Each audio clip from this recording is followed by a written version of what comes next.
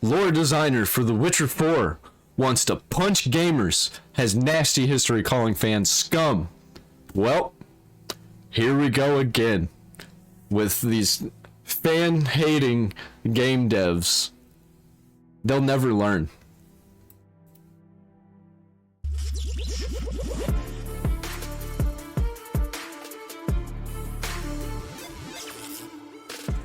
There's been a lot of talk about The Witcher, the future of this franchise, lore, breaking lore, and Ciri and her being a Witcher. I don't mind all of that. I don't mind the lore breaking stuff if they can write it well. If they just like, oh, well, this thing has changed, and then they write it in, I don't like that. If you can write it in well, that it is a thing, I'll take it, man. If it's got good writing, I'll take it. If the characters are good, I'll take it. Even if it doesn't look that great. But I think it's going to look amazing. I'm not here to talk about any of that. None of it. What I am here to talk about is bad hiring practices and CD Projekt Red, the video game industry itself. And the biggest question I have is, why are these studios hiring people that hate gamers? I really don't get the purpose of that. Because the good people are worth too much and they don't want to pay for them. That's part of it, at least. But it really does seem that if you are a former video game journalist and you don't like gamers, you will be hired right away. You're going to get the job. And that is the case with CD Projekt Red. They hired a guy from The Gamer. You know, that website that attacked Hogwarts Legacy every single day after they said that they weren't going to review the game, and then they just went on and wrote hate articles about the game every single day, and they mostly just talked about J.K. Rowling. A website that is pretty close to overtaking Kotaku with gamer hate and cringe. That's what it feels like. So this comes from two places. First, Fandom Pulse, John F. Trent, and originally discovered by the channel The Reviewer Wild Take. And I want to make sure he gets some credit here. Small channel. So check him out. Check him out. Help him get to 1,000 subs, because this is a good find. And it's just more examples of these people hiring people that don't like you, which honestly happens far more often than you think it would. Literally every bad game that has come out, that has been the problem. All the good games have not had that problem. At least they haven't said it in a way that we can put it out on the internet for everyone to see. They've said it in ways where it makes it hard to determine what they were saying, or they just don't say it. Just don't shit on the people that you're trying to get to buy your games. And for some reason, a lot of them think it's a good idea to be like, I don't want you to buy our games. Fine. We won't. So let's give a big round of applause to Kyan Mar, who has this as his work history, apparently, probably over on LinkedIn, I'm going to guess is where this was found. Franchise and lore designer. So this is the guy that found the loopholes or whatever it is that makes Ciri a Witcher, which, man, oh man, is something that people are not happy with. I'm not a big Witcher guy. I've played Witcher 3, and that is pretty much the extent of my Witcher knowledge. But I played Witcher 1 and 2. I have not played much of 3. I played the beginning of 3. I need to play it, because I know it's great. I'll probably play it on stream sometime. But I've gone on deep dives into the lore of the books. So I know quite a bit about The Witcher. Not anymore. I don't remember hardly any of it. Maybe I need to do some more lore deep dives. From what I've gathered and seen from looking at people and what they've had to say about this game and their knowledge of the franchise is she's not supposed to be able to be a Witcher. Apparently, maybe something with her elvish blood can allow it. I don't know, but it seems like a stretch. He's the person who apparently found all of that. So, right here, The Gamer, 1 year, 4 months, lead features editor, associate editor. And then for some reason, he's qualified to be a games consultant. And he is also an associate editor at some other website. He also wants to punch gamers. Quite the history of having disdain. Oh, I also want to punch gamers. You got something in common. Meet me in GTA 5. I'm just kidding. I don't like GTA 5. For them, as pointed out here in the article. Let's take a look at some of these tweets. At gamers. So all the gamers. This is at you. This is back in July 2022. Where he shared this Bernie Sanders meme. I am once again asking for you to stop being toxic little weirdos. Make me. Your opinions don't matter. Only his matters. Here's one from 2021 replying to this account that says, I am quite unknown, but I ran away to law school because it was easier than dealing with gamers. And then Mar comes in and says, law school being easier than dealing with gamers says everything anyone needs to know about this gig, LMAO. Back in 2022, he said, the thing I find funny about gamers complaining about how good games journalists have it is, like, if you think this job is so incredibly well paid, it's not, and easy, it's not, why don't you just do it yourself? And we are. It's called having a YouTube channel, and we're more successful than these people. I'm not currently, but I'm getting there. Well, a lot of people have taken you up on that offer. And now there's probably about 40 video game journalists left. Back in 2020, he said this, I say this a lot, but games receiving mixed reviews is a good thing. I don't think we need to snipe at each other because some people thought a game is better, worse than we did. That's not clever. It's petty. And it never, A, comes across well, or B, is helpful in any way. I don't think this one is that bad. Here's a reply, though. This post was deleted by the post author, so he deleted this. And then, or no, he didn't delete this, I don't think. Somebody else did. Somebody deleted their post, but then he said exactly the gamers are bad enough. Then why are you in the games industry if you hate everybody that is in the hobby? That's something I'll never understand. It's almost like they just are in here because they want to piss people off because they're miserable or something. No, they like to create stuff, and they like that they're doing the job that they're doing, but they don't like the people who are buying the product. Like, they're not wanting to make the whole game, because these people aren't making whole games. They're making a part of a game, the part of it that they are required to make, and that's all that they care about. Anything outside of that, they don't actually see. They get paid by a company. They don't get paid by the game that they are making. I mean, they do, but not directly. They get paid by a person. So they get paid the same no matter what, no matter if it fails or succeeds. But they're not looking ahead to the future when the whole company fails and then they don't have a job because they get seen as part of the reason the company failed. Xlefa says, hello, how are you doing? I just followed you now. Hey, thanks, man. I like having followers. In 2020, I want muscle so I can effectively punch gamers. And also so I can carry cute people and dogs of any size easily. And then Mars says, I didn't realize until this tweet, but this is also now what I want. And then Christina comes in and says, you want to punch gamers or you want CG to punch you? And then he says, me and Caitlin will punch gamers together. All right, they're gonna make a game out of it where they go around punching gamers. And then there's another one. If you are not following the Gamer website yet, please do. We have a lot of cool shit in the works. I followed it, but I hope this won't create the impression that I'm some sort of gamer. And then Mars says, don't worry, we are the true gamers. Here he is weighing in on Lord of the Rings. Probably. I'd love to see their gaming website do good. I can totally see that being a success. I think you got a successful gaming website coming.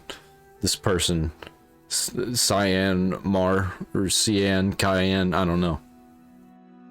Defending, I'm gonna guess this is 2022. Maybe defending Rings of Power. Not the best show to defend.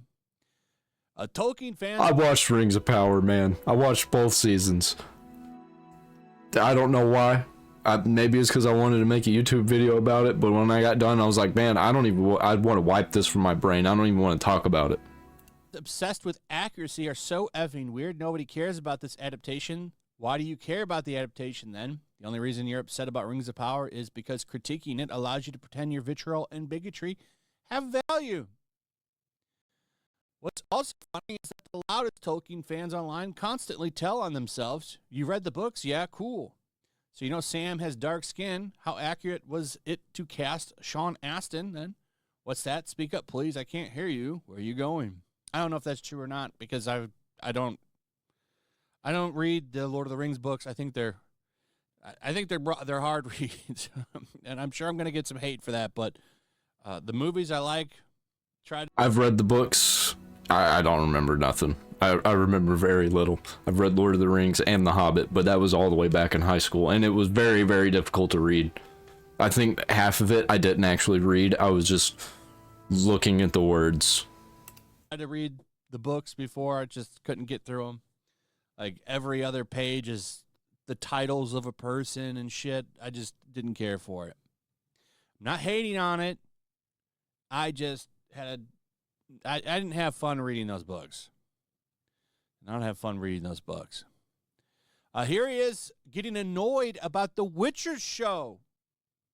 The Witcher show, by the way, which pretty universally disliked. I would say very low ratings. A lot of people dumped that show. It's a shit show at the end of the day. But he is defending it here.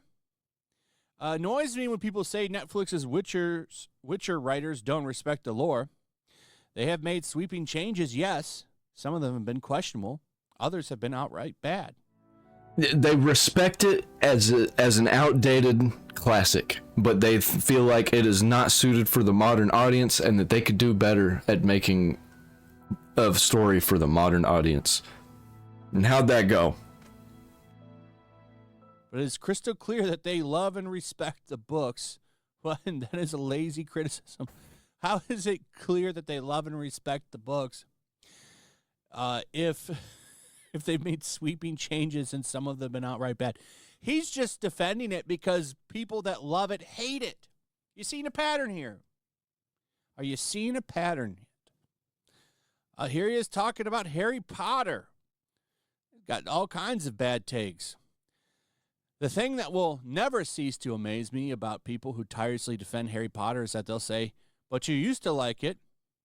You just don't like it anymore because you disagree with J.K. Rowling's takes on things. And it's like, yes, why would I need any other reason?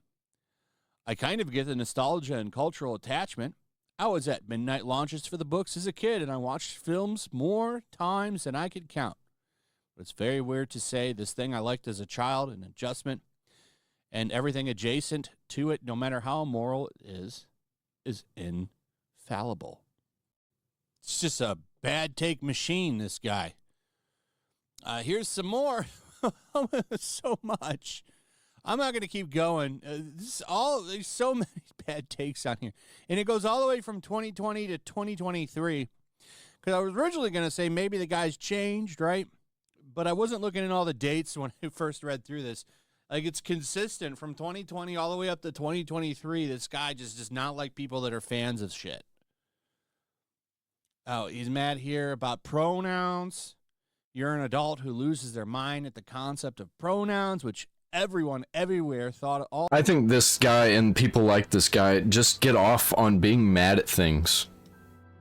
I kind of get it, wanting to get mad at things, because I watch the news cycle and get mad at it, and I hate it. but I still watch it. Well, I don't anymore. I ever since Trump won, I felt like the news cycle has just been kind of blah. Everybody's been attacking Trump and Elon, but Trump and Elon keep winning, so it was just kind of like, yeah. All of history has used every single day. That's not what it is. And you know you're being, this is what always irritates me about this, is when people get on here and say, well, yeah, everybody's got the pronouns, everyone's a he, a she. You know exactly what you're doing there. You know exactly why people are upset about it, but you blow it off as like everybody just hates English or something. And it's so disingenuous. So I think you get the point. Here's him getting mad about people that are complaining about the way diversity is handled. And, of course, it's just those evil, straight white men. Here he is saying he is one and he's never been discriminated and on and on and on. CD Projekt Red looked through that history and was like, all right, this is our guy. He's going to handle lore. So everything kind of starts to make sense when you see things like this. And I'm not saying Witcher 4 is going to be a bad game. I don't know yet. I've heard that. If this guy is in charge of lore, then I think that they're going to be writing around his bad writing, and that's going to make the writing bad. And I think it's going to have similar writing that the show had, which... that this game has a 20-year time skip after Witcher 3. And if that's the case, yeah, she would age. And she wouldn't look like a spring chicken anymore. But I don't know. Not a lot of details other than that trailer. CD Projekt Red, for the most part, has delivered. But then again, you know, that can all change too. So with this game, I'm on the fence. We'll see. Every day more and more comes out that is starting to push me over the fence. But like this game, it's tough. But when I see shit like this, it's like, okay, now I'm wondering, is Ciri a Witcher out of spite now? Because the lore guy dug and dug to find some loophole. 100%. They were like, well, let's make Witcher 4 a woman because we want to have a woman because woke points, DEI points. They're probably getting paid to do it too. What they get, like tax incentives or something to do it, like some kind of DEI incentives. I forget what they call it. Damn it. If somebody knows what I'm talking about, please drop it in the comments. Paul, the guy's praising the Netflix show and saying that the people there love the book. Never forget how that all went down. Bo DeMaio, who led up X-Men 97, which is a good show that actually loves the source material and everything.